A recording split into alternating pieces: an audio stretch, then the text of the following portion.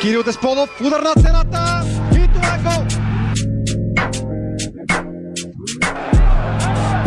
Извън да стреля, така и не намери позиция, обаче Матай, братите на Орги! Към Евандро, още е фап, сега му топката, удар и гол! 1-0 за ЦСКА!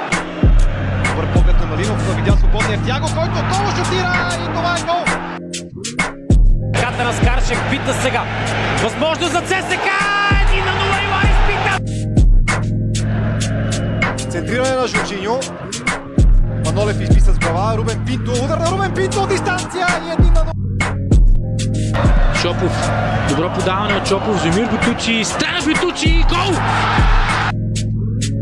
Белчев търси спас, Делев в предни позиции, Делев връща топката за Платини, изстрел на Платини, какъв